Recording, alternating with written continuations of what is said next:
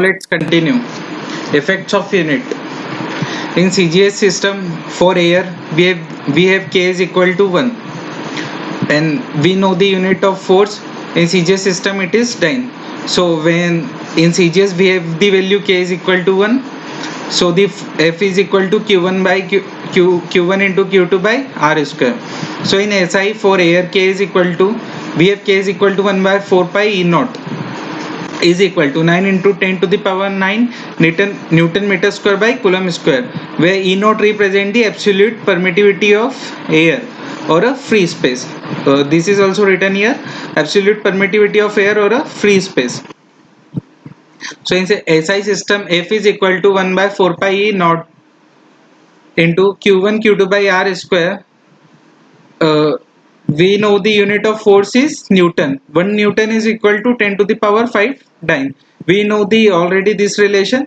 You have already learnt it in your 11th class. Okay, we also have the value of E naught, which is equal to 8.85 into 10 to the power minus 12 Coulomb square by Newton meter square. So this unit is very helpful to you. So this value is very helpful to you while solving the numericals. Okay, now look at the vector form of a Coulomb's law. We know the force. We know the force is a vector quantity which has both magnitude and a direction. So we can also write it in a vector form. Now look at this. How can we write it? F vector is equal to 1 by 4 pi A naught into Q1 by Q2 by R square vector. R square here represent the position vector. It represent the position vector. We know the you have already learnt in your earlier classes in your class 11 that vector is equal to magnitude into direction. Vector is equal to magnitude into direction. So vector is equal to magnitude, which is mode of r vector into r. Sorry, this will be r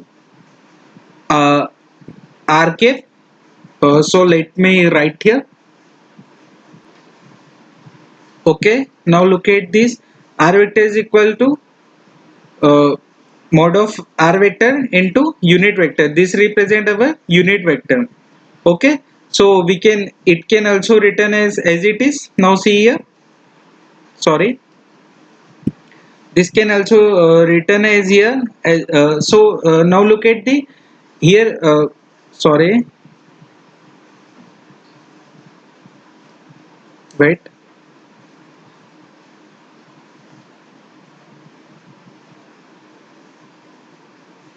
Okay, just a wait. Okay, it is so we have here, it will as it is. Here we have r vector square. It means its magnitude ka square, its magnitude square into, now look at the r cap equal to r vector by this magnitude will go here into and divide. So we can sorry, r vector, so we can write here as a r vector square into r cap, r cap.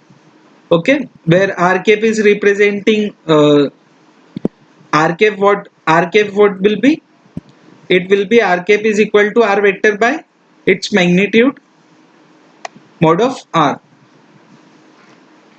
Now look at this r vector. Okay,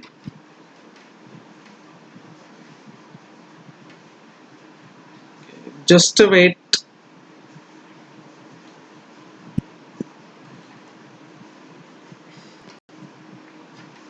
Okay, now look at the vector form of a Coulomb's law. It is helpful to adopt a convention for subscript notation. Okay, we know the force is a vector quantity.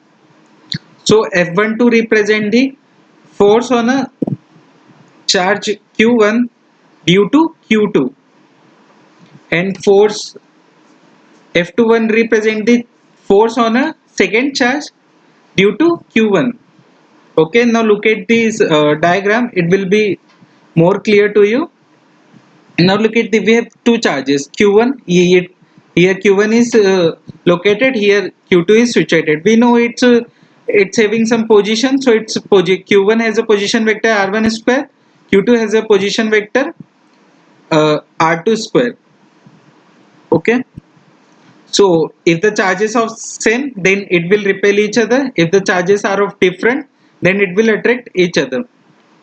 So now let's consider the force on a Q1 due to Q2 will be F12, and force on a Q2 due to Q1 will be F12. It will be either towards the Q1 or away from the Q1. It will depend on the nature of a charge.